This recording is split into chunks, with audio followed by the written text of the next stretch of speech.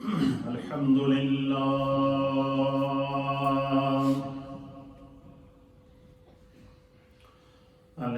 لله نحمده ونستعينه ونستغفره ونؤمن به ونتوكل عليه ونعوذ بالله من شرور أنفسنا ومن سيئات أعمالنا من يهده الله فلا مضل له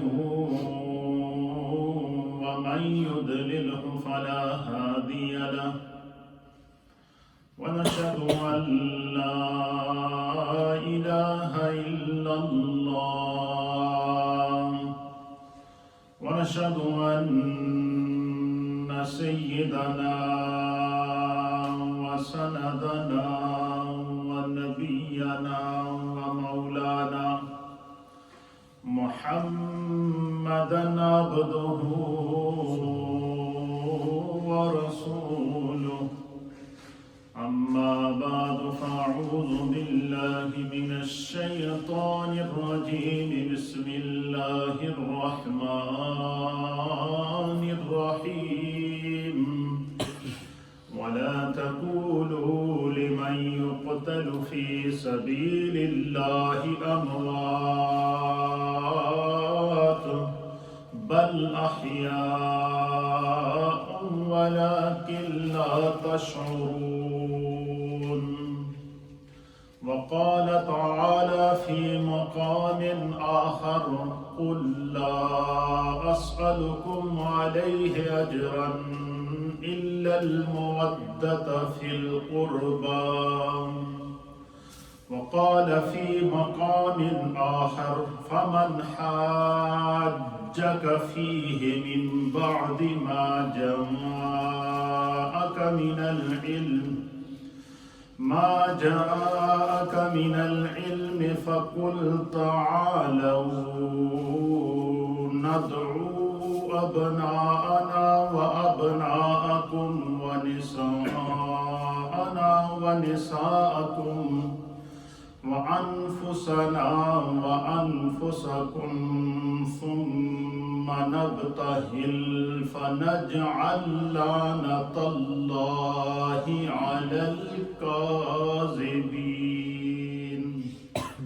آمنت بالله وصدق الله مولانا العظيم وصدق رسوله النبي الأمين الكريم إن الله وملائكته يصلون على النبي يا أيها الذين آمنوا صلوا عليه وسلموا تسليما.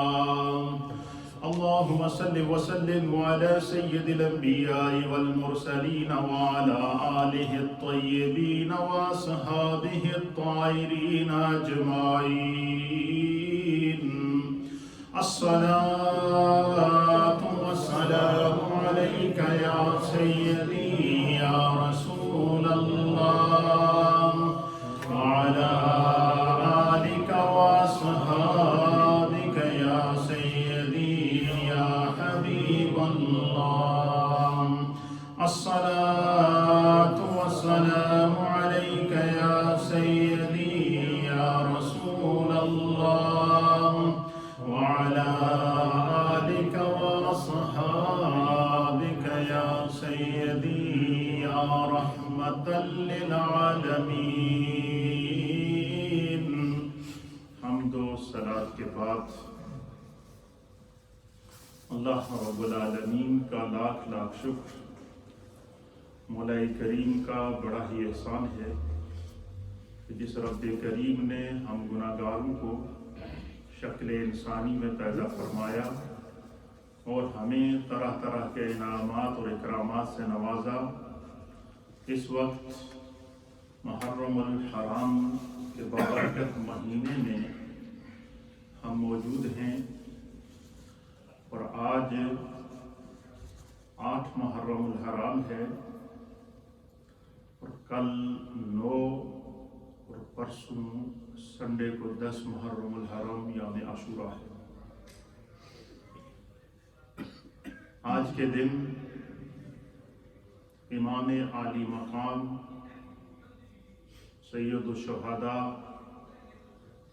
حضرت امام حسین رضی اللہ تعالی عنہ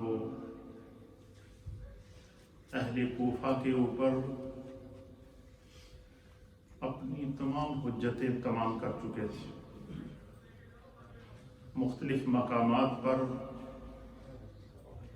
آپ نے خطبے دیے اور ان خطبات کے اندر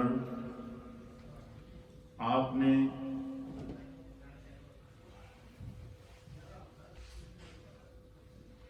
اپنا موقف بیان کیا اور انہی خطبات کے اندر امام عالی مقام امام حسین رضی اللہ تعالی عنہ نے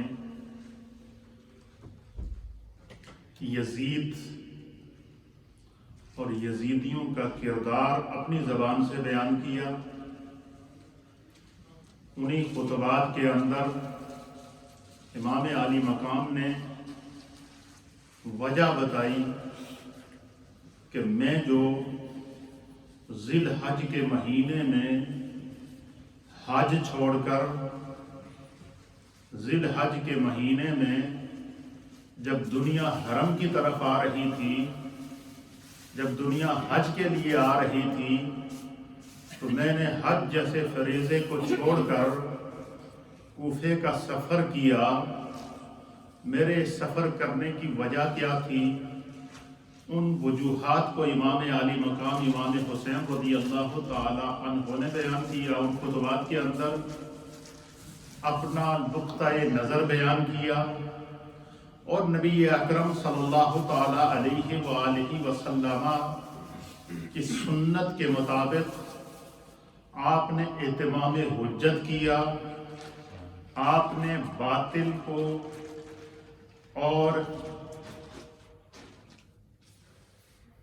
دین سے روگردانی کرنے والوں کو، دین سے دوری اختیار کرنے والوں کو، دین کی حدود کو پامال کرنے والوں کو نہ صرف کہ بے نقاب کیا، بلکہ امام عالی مقام نے یزید کی برائی، یزید کا فسق، یزید کے اندر پائی جانے والی وہ تمام چیزیں جو شریعت اسلامی کے اندر حرام ہیں، جو دین مصطفیٰ کے خلاف ہیں، جو قرآن و حدیث کے خلاف ہیں، جو نبی پاک کی سنت اور سیرت کے خلاف ہیں، ایک ایک کو آپ نے کربلا پہنچنے سے پہلے کوفہ کے مقام کے اوپر اور اسی طریقے سے جس مقام پر آپ کو اس سفر کے اندر، سفر شام کے دوران، سفر کوفہ کے دوران اور سفر کربلا کے دوران مختلف مقامات کے اوپر جتنے لوگ آپ کو ملتے رہے، آپ کے سامنے آتے رہے، آپ ان کو جو ہے وہ آگاہ کرتے رہے۔ اور یہ آگاہ کرنا امام عالی مقام امام حسین رضی اللہ تعالی عنہ کے لیے ضروری تھا، شرعاً لازمی تھا، شرعاً، اس لیے کہ اس دور کے اندر امام عالی مقام امام حسین سے زیادہ افضل، اس دور کے اندر امام حسین امام عالی مقام سے زیادہ عالی نسب، امام عالی مقام امام حسین سے زیادہ عالی حسب، امام حسین رضی اللہ تعالی عنہ سے زیادہ نبی پاک کے خاندان کا قرب کسی اور کے پاس جو ہے وہ امام حسین سے بڑھ کر نہیں تھا۔ اس لیے ضرورت بھی اس امر کی تھی کہ امام حسین نبی اکرم صلی اللہ تعالی علیہ وآلہ وسلم کے نائب ہونے کی حیثیت سے، نبی اکرم صلی اللہ تعالی علیہ وسلم کے مشن کے وارث ہونے کی حیثیت سے، نبی اکرم صلی اللہ تعالی علیہ وسلم کے نسب کے امین ہونے کی حیثیت سے، اور نبی اکرم صلی اللہ تعالی علیہ وآلہ وسلم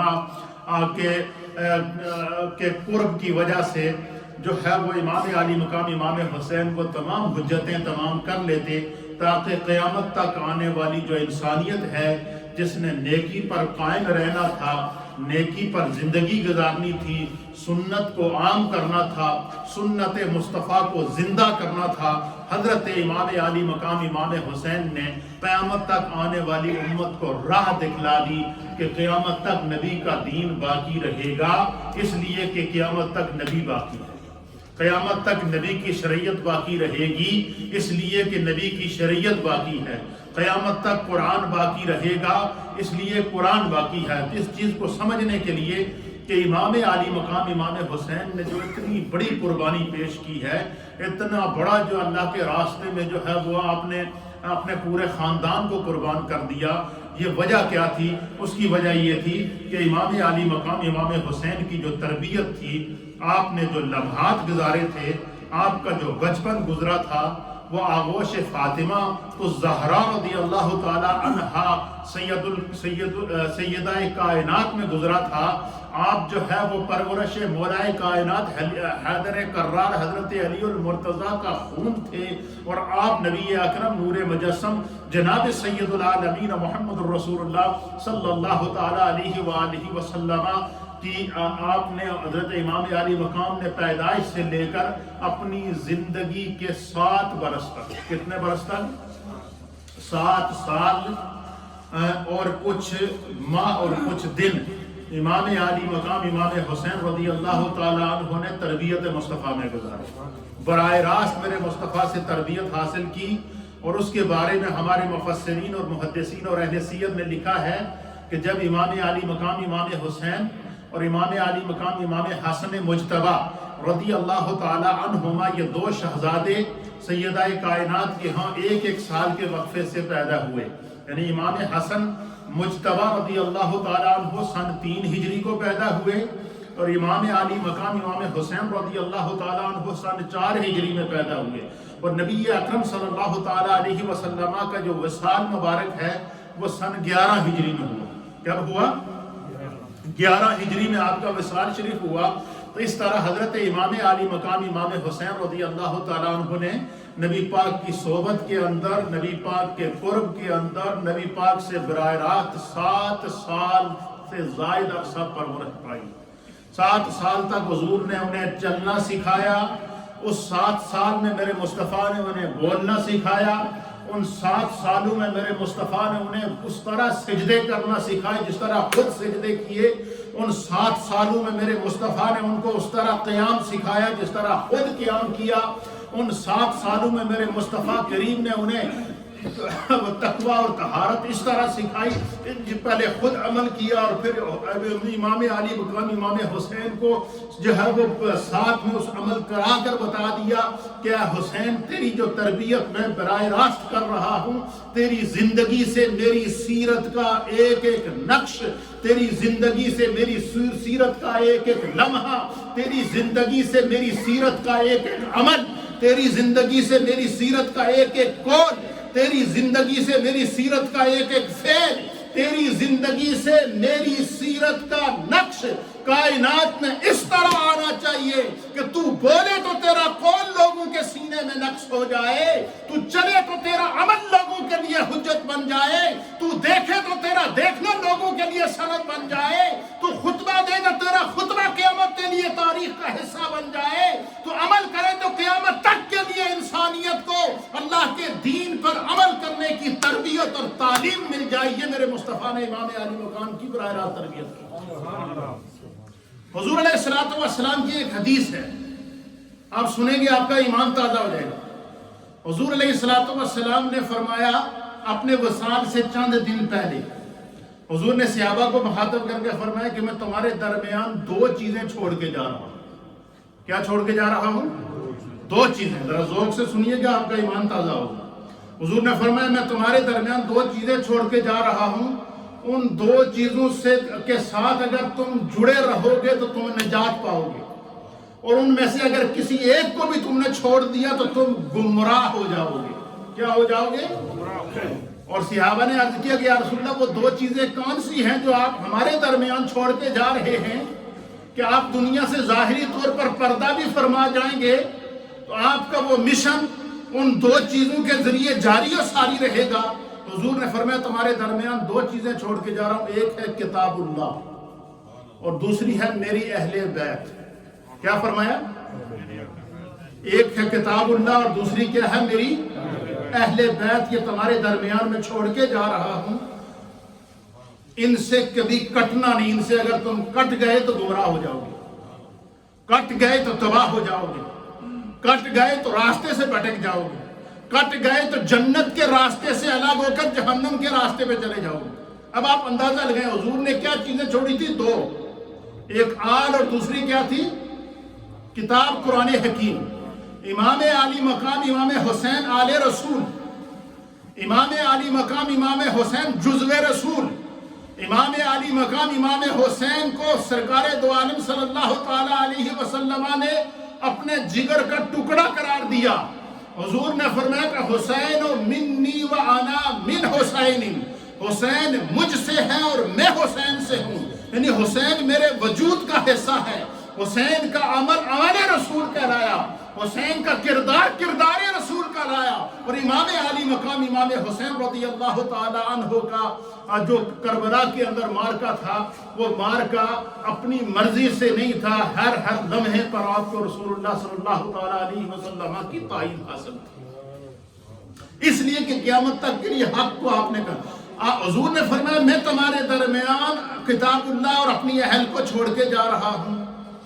حضور کی آل نے دین کو نہیں چھوڑا، امام علی مقام امام حسین نے جس دین کو اللہ کے حبیب نے امام علی مقام اور اپنی آل اطہار کے لیے کو بطور سند بنا کر دین کو امت کے لیے چھوڑ دیا تھا کہ اس دین پر عمل کرنا، اور وہ عمل بھی ایسا کرنا کہ جس طرح میری آل کو دین پر اور سنت پر عمل کرے گی اس کو اپنی زندگی کا مطمع نظر بنا لینا۔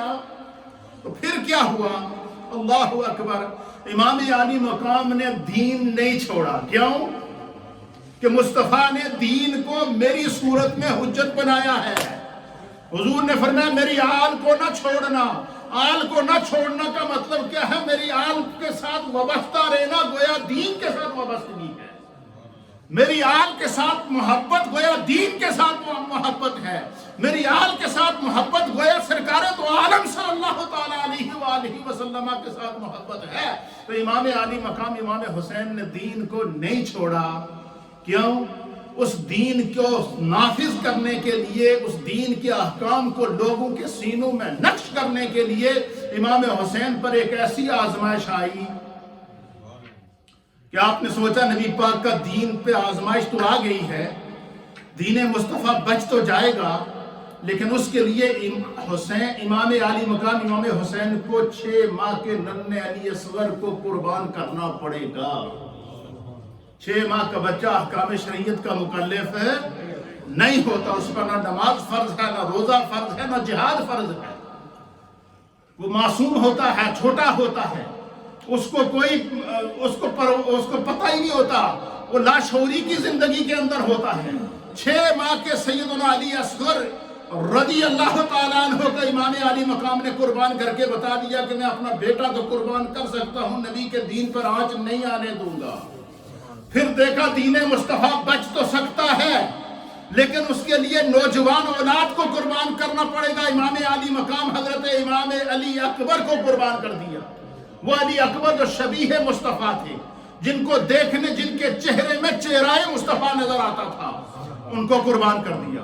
پھر اہل بیت اطہار کے 1 نہیں، 2 نہیں، 3 نہیں، 4 نہیں، کربلا کے اندر جو 72 شہداء ہوئے، ان 72 شہداء کے اندر 21 افراد وہ تھے جن کا تعلق اہل بیت اطہار سے تھا، جن کا تعلق خاندان مصطفیٰ کے ساتھ تھا۔ گویا کربلا کے مارکے کے اندر، کربلا کے میدان کے اندر، حق و باطل کے اس مارکے کے اندر امام علی مقام امام حسین نے خاندان نبوت کے 20 افراد کو قربان کرنے کے بعد پھر آپ نے اجتہاد کیا، اور پھر آپ کو جب شرح صدر ہوا اور یہ فیصلہ کیا آپ نے کہ نبی کا دین تو بچ سکتا ہے، حسین کو نبی علیہ السلام کے دین کی بچت تو ہو سکتی ہے، حضور کا دین قیامت تک قائم تو رہ سکتا ہے، لیکن اس کے لیے کیا ہوگا فرمایا حسین کے خون کی آبیاری سے دین قیامت تک کے لیے تر و تازہ ہو جائے گا. اپنے آپ کو پیش کر دیا. کیا کر دیا؟ اپنے آپ کو پیش کر دیا. اب حضور نے کیا فرمایا تھا؟ میری آل کو نہ چھوڑنا. اب آل نے اپنی قربانی دے دی، دین کو نہ چھوڑا. آل نے 6 ماہ کے علی اصغر کو قربان کر دیا، دین پہ آنچ نہ آنے دی. آل رسول نے نوجوان علی اکبر کو قربان کر دیا، دین پر آنچ نہ آنے دی. سنت رسول کو پامال نہ ہونے دیا، شریعت مصطفیٰ کی دھجیاں نہ اڑنے دی. اور حضور نے فرمایا تھا میری آل کو نہ چھوڑنا. آل نے اپنے خاندان نبوت کے 20 افراد کو کربلا میں قربان کر کے دین کی حفاظت کی. حضور نے فرمایا میری آل کو نہ چھوڑنا.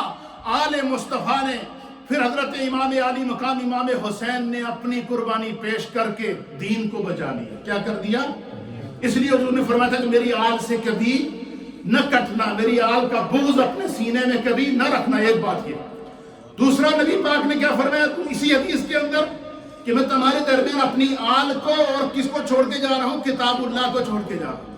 امام علی مقام نے قربانی بے مثال تاریخ انسانیت کی قربانی پیش کی، اور ایسی قربانی پیش کی کہ تاریخ میں ایسی قربانی کسی دین کی بقا کے لیے نہیں ملتی، کہ جس میں 6 ماہ کا بچہ بھی قربانی پیش کر رہا ہو، نوجوان علی اکبر بھی قربانی پیش کر رہا ہو، اسی طریقے سے ادھیڑ عمر کے بچے بھی قربانی پیش کر رہے ہوں، اور بوڑھی عمر کے لوگ بھی قربانی پیش کر رہے ہوں.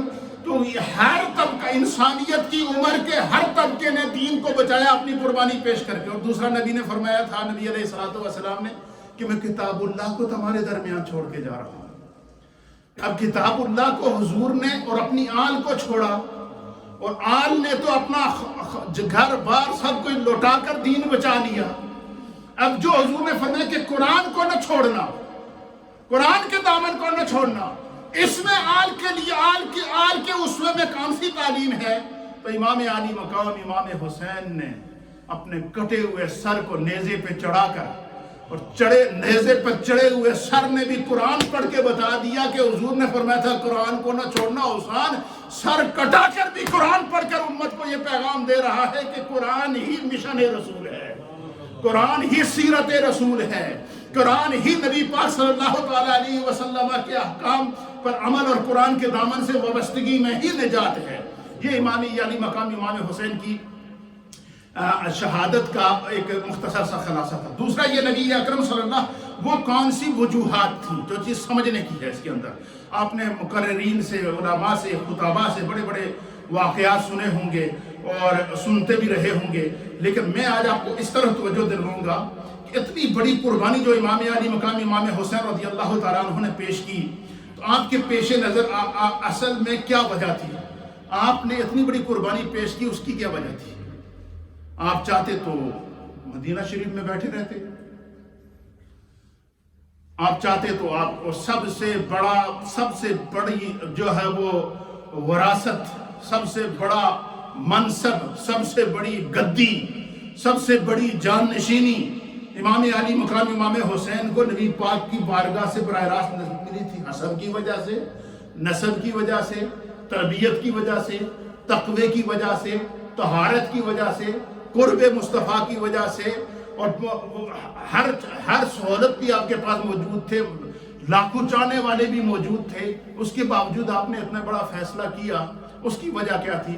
فرمایا کہ نبی حضرت امام علی مقام امام حسین رضی اللہ تعالیٰ عنہ کے بارے میں علامہ ابن اسحاق نے لکھا ہے، اور اسی طریقے سے علامہ ابن اسحاق نے تاریخ دمشق کے اندر ایک پوری جلد، آپ نے پوری تاریخ دمشق آپ نے تاریخ لکھی ہے، جس کے اندر احادیث اور اسلاف کی تاریخوں کو جمع کیا. وہ 1 نہیں 2 نہیں 80 جلدوں کے اندر 80 والیوم ہے ایک کتاب کے. اس میں سے ایک پورا والیوم آپ نے حسنین کریمین اور اہل بیت اطہار کی فضیلت پر لکھا ہے، جو 1000 سے زائد صفحے پر مشتمل ہے. اس کے اندر احادیث لائے ہیں. اس میں علامہ ابن اسحاق حضرت امام علی مقام امام حسین کے تقوی اور طہارت کو لکھتے ہوئے بیان کرتے ہیں. کہتے ہیں امام علی مقام امام حسین رضی اللہ تعالیٰ عنہ نے اپنی زندگی میں 25 حج پیدل چل کے کیے تھے. مدینہ طیبہ سے پیدل چل کے مکہ میں کتنے حج کیے؟ 25 حج کا معنی کیا ہے کہ 25 سال مسلسل حج کیا. کتنا؟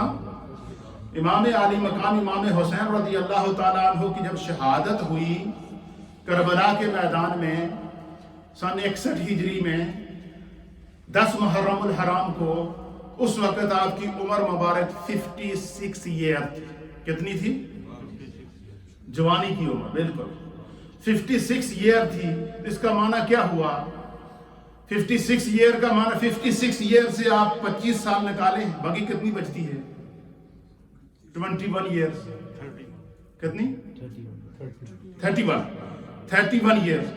یعنی اب آپ اندازہ لگائیں کہ 31 ایئرز جوانی کی عمر میں آپ کی زندگی کی جوانی کے 20 سال وہ مکہ مدینہ سے مکہ پیدل چل کے حج کرنے کے لیے جا رہے ہیں، اور ہر سال جا رہے ہیں. کسی نے آپ سے پوچھا کہ حضور آپ کے پاس طرح طرح کے اونٹ موجود ہیں، سواریاں موجود ہیں، چانے والے موجود ہیں، آپ پھر بھی پیدل چل کے جاتے ہیں. تو آپ نے فرمایا کہ میں اس رب کی بارگاہ میں حاضر ہونے کے لیے جاتا، عبادت کے لیے، حج کے لیے جا رہا ہوں. میری غیرت یہ گوارا نہیں کر رہی ہے کہ میں اللہ کی بارگاہ میں اس حال میں حاضر ہوں کہ میں سواری کے اوپر ہوں. پھر فرمایا کہ حضور علیہ الصلوۃ والسلام کی حدیث ہے، حضور نے فرمایا کہ حاجی کو ہر قدم کے بدلے میں نیکیاں ملتی ہیں، اس لیے میں اپنی نیکیوں میں کمی نہیں لانا چاہتا، اس لیے پیدل چل کے حج کرتا ہوں. وہ امام علی مقام امام حسین جو 25 سال سے ہر سال حج کے لیے جا رہے ہیں، اس سال دنیا حج کے لیے جا رہی ہے، امام علی مقام حرم کو چھوڑ کر کوفہ کی طرف جا رہے ہیں. یہ سوچنے کی بات ہے. فرمایا اس کی وجہ یہ تھی کہ امام علی مقام امام حسین پر اس وقت فرض ہو گیا تھا کہ اس دور کے اندر حسب کے اعتبار سے، نسب کے اعتبار سے، تقوی کے اعتبار سے، طہارت کے اعتبار سے، نائب رسول ہونے کے اعتبار سے، اولاد مصطفیٰ ہونے کے اعتبار سے، خون حیدر کرار ہونے کے اعتبار سے آپ پر فرض ہو چکا ہے کہ آپ نبی کے دین کی جہاں حرمتیں پامال ہو رہی ہیں ان کو بچائیں. اس لیے امام علی مقام امام حسین نے دین تو بچا لیا، لیکن اپنا پورا کنبہ قربان کر دیا، اپنے آپ کو قربان کر دیا، اور اپنے آپ کو قربان کر دیا. اور پھر کیا؟ یہ کوئی معمولی قربانی نہیں تھی، کوئی یہ کہے قصہ کہانی تھی، نہیں.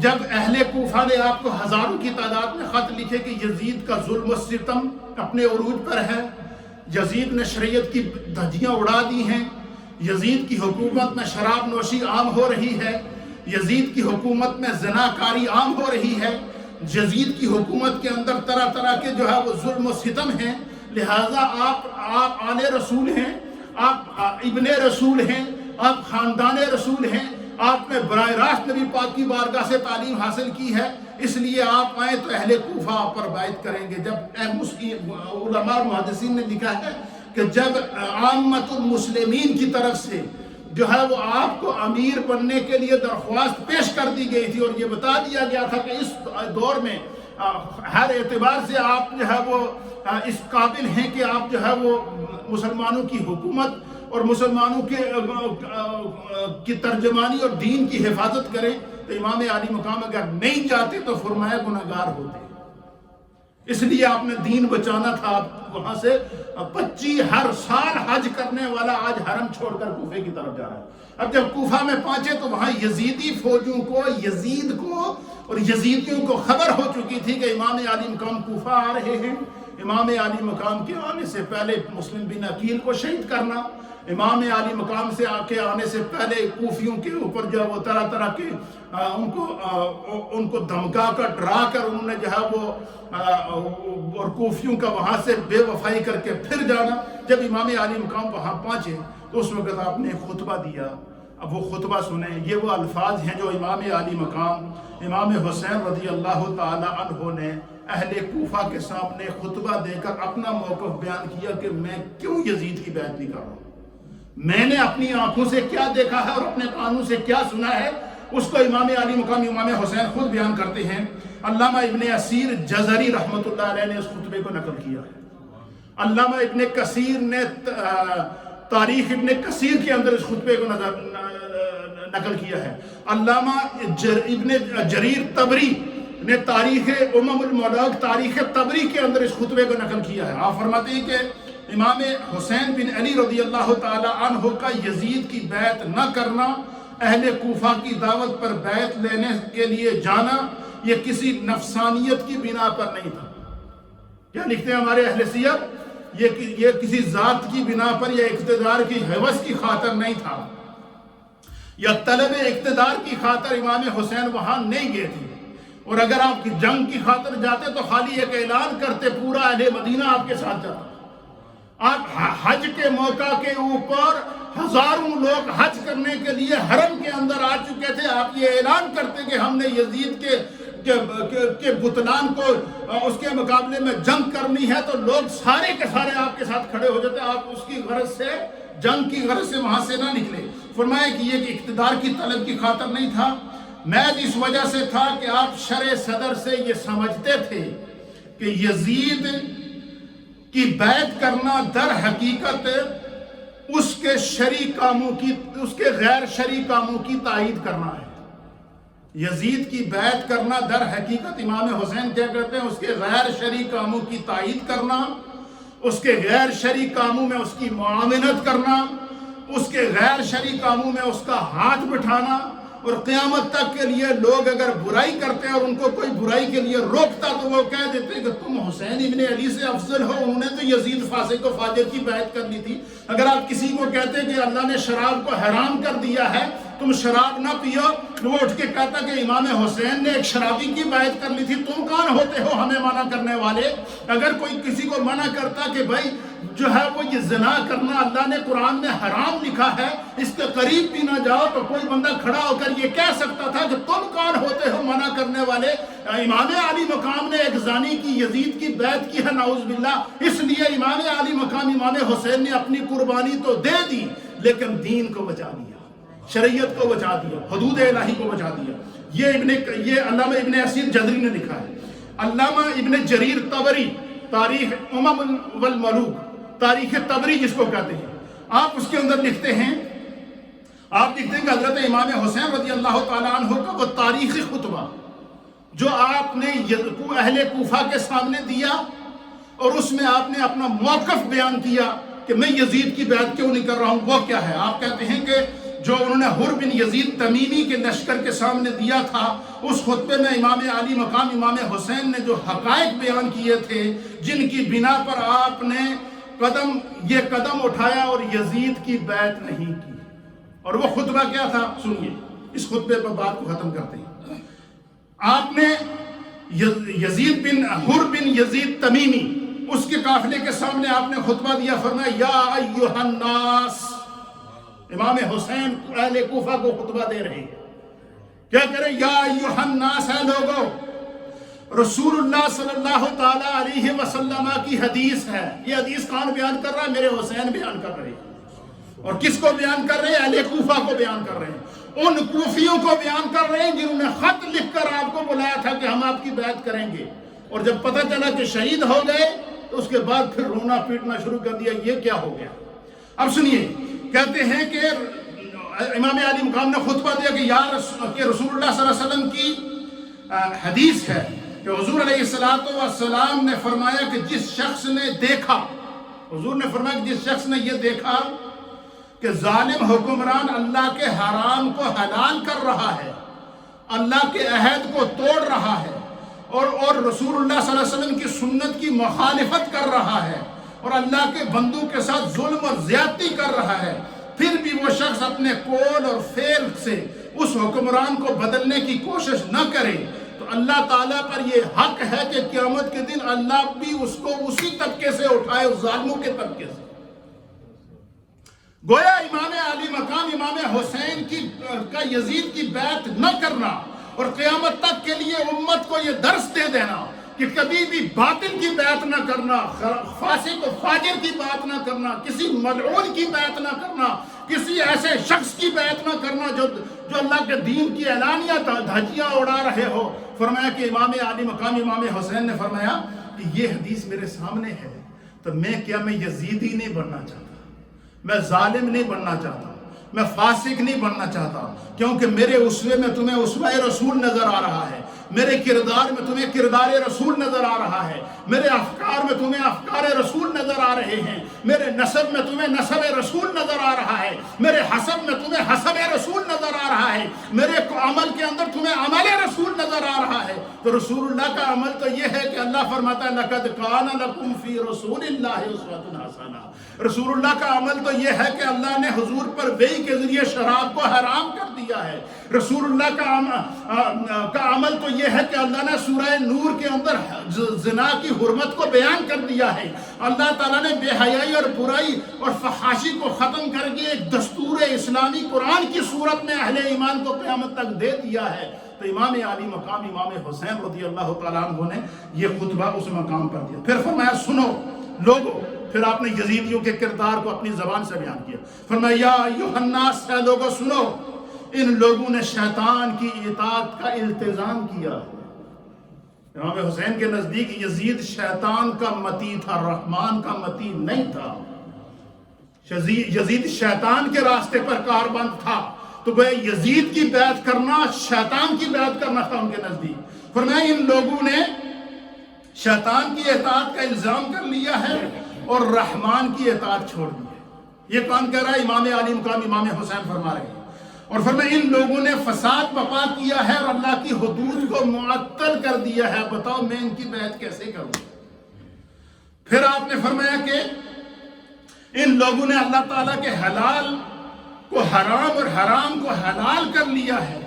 فرمایا کہ اب ان لوگوں کے خلاف آواز بلند کرنا یہ میری شرعی ذمہ داری ہے، اخلاقی ذمہ داری ہے، خاندانی ذمہ داری ہے، میرا کردار، میرا گفتار، میرا دین، اور میں ہر وہ عمل آپ کے سامنے اس وقت دہرا رہا ہوں جس کا حکم مجھے میرے رسول نے خواب میں عطا کر دیا۔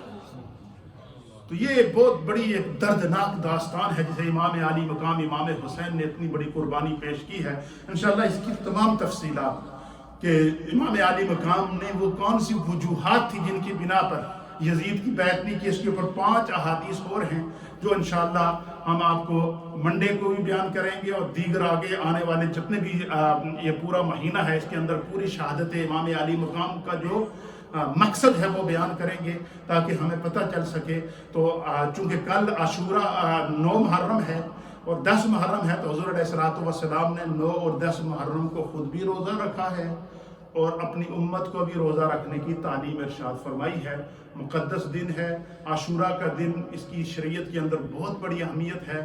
جب اللہ نے انسان اول حضرت آدم علیہ السلام کو پیدا کیا وہ بھی 10 محرم تھا۔ جب اللہ نے کشتی نوح میں امام حضرت نوح علیہ السلام کو نجات عطا فرمائی وہ بھی 10 محرم تھا۔ جب حضرت آدم علیہ السلام کو آسمان سے زمین پر نازل کیا گیا وہ بھی 10 محرم تھا۔ جب موسیٰ علیہ نبینا علیہ السلام کو جو ہے وہ دریا سے سمندر پھٹ کے سمندر نے حضرت موسیٰ علیہ السلام اور آپ کے چاہنے والوں کو راستہ دیا اور فرعون کو غرق کیا، وہ دن بھی جو ہے وہ 10 محرم کا دن تھا۔ اسی طریقے سے حضرت یوسف علیہ السلام کو جب کنویں میں پھینکا گیا وہ دن بھی 10 محرم کا دن تھا۔ اسی طریقے سے حضرت یعقوب اور حضرت یوسف علیہ السلام کی جب ملاقات ہوتی ہے وہ دن بھی 10 محرم تھا۔ اور امام علی مقام امام حسین نے جو دین کو سرخرو کر کے باطل کو سرنگو کر کے قیامت تک کے لیے حق کو سربلند کیا وہ دن بھی 10 محرم کا ہے۔ حضور نے فرمایا جب اینڈ آف دا ورلڈ ہوگا وہ دن بھی 10 محرم کا ہوگا۔ جب اس ورلڈ کو اللہ نے پیدا کیا وہ دن بھی 10 محرم کا تھا۔ اور امام علی مقام کی شہادت کے لیے 10 محرم کا انتخاب کرنا یہ اس بات کی علامت اور دلیل اور قرائن اور شواہد ہیں کہ امام علی مقام کے ذریعے 10 محرم کو قیامت تک کے لیے اللہ نے دین مصطفیٰ کو بچا دیا۔ اللہ تعالی ہمیں اپنے اکابرین